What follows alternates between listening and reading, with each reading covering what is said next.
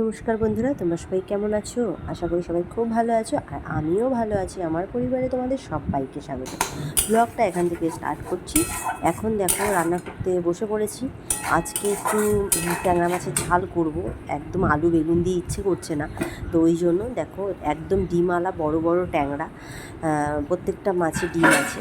তো 4টে ট্যাংরাই আনা হয়েছে জাস্ট দুপুরে খাওয়ার জন্য। 4জন মানুষ দুপুরবেলাতে খেয়ে নেব, কারণ রাতে এই মাছ আর খাওয়া হবে না, ওই জন্য। তো দেখো এটা হচ্ছে পোস্ত দিয়ে, আর সর্ষে আমি দেইনি, কারণ বাচ্চারা খাবে, গ্যাস ট্যাস হবে ওই জন্য। তো পোস্ত দিয়ে টমেটো দিয়ে মানে একটা পেস্ট করে নিয়েছি লঙ্কা দিয়ে, ওটা দিয়েই আমি মানে মাছের ঝালটা করব। আর এদিকে হচ্ছে টক ডাল করেছি। আমার তো আমড়ার ডাল খেতে খুব ভালো লাগে, একদম কচি কচি আমড়া, সেগুলো মানে দিয়ে ডাল খেতে না খুব ভালো লাগে। আমার মেয়েরা খেতে খুব ভালোবাসে, মানে কচি আমড়ার ডাল। আর এদিকে দেখো ঝালটাও মানে আমি অত বেশি একটা ঝোল দেবো না, কারণ এই যতটা ফুটতে লাগে সেটুকুই দিলাম। আর কালো জিরে ফোড়ন দিয়ে এই মাছের ঝালটা করি সবসময় আমি। আর যদি পোস্ত না দিই, অনেক সময় পোস্তর বদলে আমি পেঁয়াজ দিয়ে দিই, পেঁয়াজ বাটা। তো পেঁয়াজ বাটা দিয়েও করলে ভালো লাগে বেশ, ওটা আবার অন্য রকম। তো দেখো রান্নাটা একদম রেডি হয়ে গেছে। দেখতে কেমন হয়েছে বলো? হ্যাঁ, তো দেখতে কিন্তু ভালোই হয়েছে। আমি কিন্তু কোনো শুকনো লঙ্কার গুঁড়ো ইউজ করিনি। তো ঠিক আছে, চলো দেখতে থাকো। রান্না করে নিচে চলে এসেছি। বাবা যা কষ্ট হচ্ছে, এত গরম! এটা আষাঢ় মাস, বাংলায় আষাঢ় মাস পড়ে গেল, অথচ বৃষ্টির কোনো দেখা নেই, কোনো বৃষ্টি হচ্ছে না। এত গরম আর ভালো লাগছে না। ওই জন্য তাড়াতাড়ি করে নিচে এসে একটু ফ্যানের হাওয়া খাচ্ছি। এরপরে আবার সানাইনা আসবে, তারা আসা মানে আবার একটা মানে ঝড় বয়ে যাওয়ার মতো অবস্থা।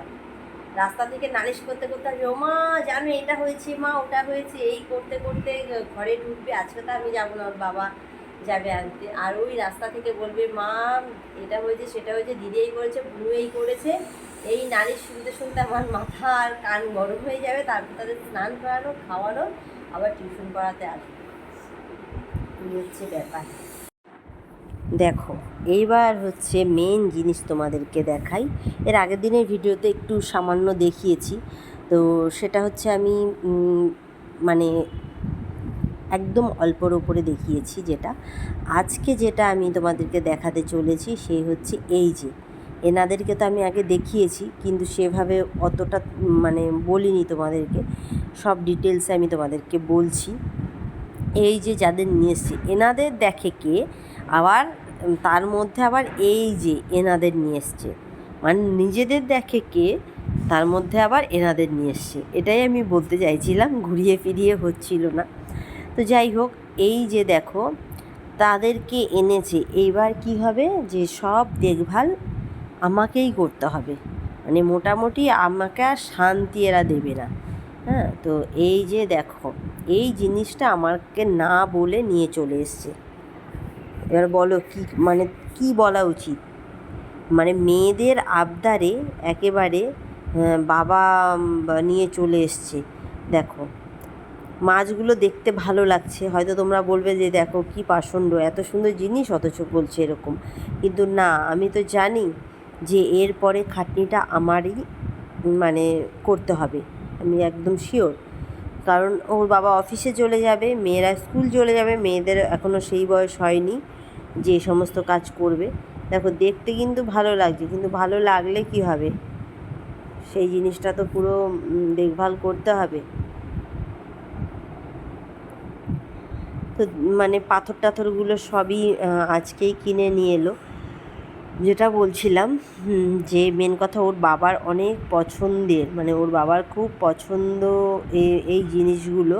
মানে ও যে কোনো পশু পাখি আর এই যে মাছই বলো, অ্যাকোরিয়াম, মানে ও খুব এগুলো পছন্দ করে। ওই জন্য না মানে মেয়েরা বলেছে মানে উপলক্ষ নিজে একেবারে নিয়ে চলেছে। এবার এখন এটা আনার পরে আমাকে বলছে এরপরে 2.5 লিটারের একটা ইয়ে কিনবো, মানে 2.5 ফুটের, 2.5 লিটার না সরি 2.5 ফুটের।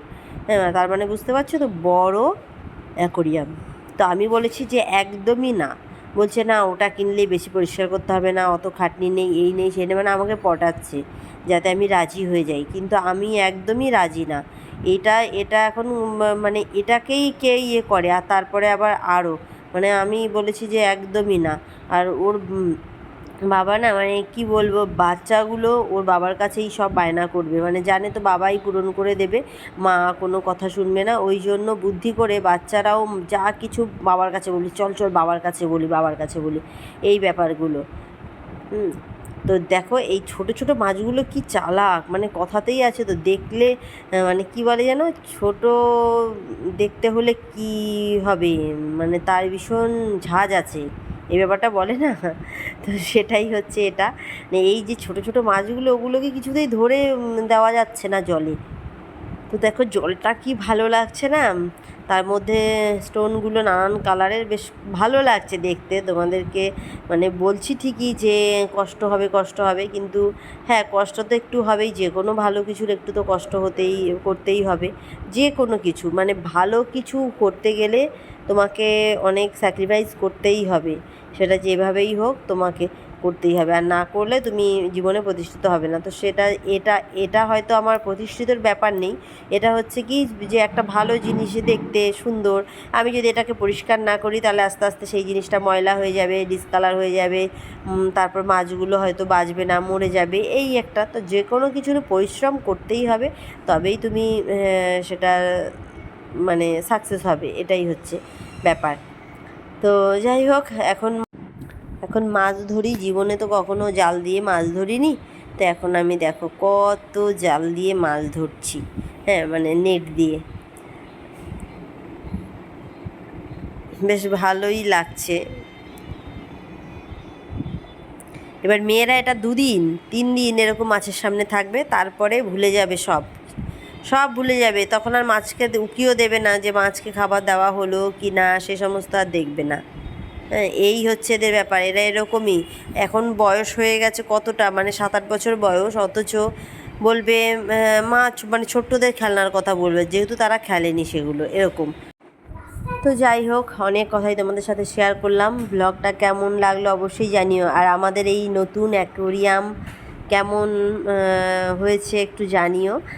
আর হচ্ছে তোমাদের সাথে আবার দেখা হচ্ছে, নেক্সট ব্লগে দেখা হবে, আরও ভালো ভালো ভিডিও শেয়ার করব। লাইক করো, কমেন্ট করো, শেয়ার করো। তো ঠিক আছে, এখনকার মতো টাটা, নমস্কার।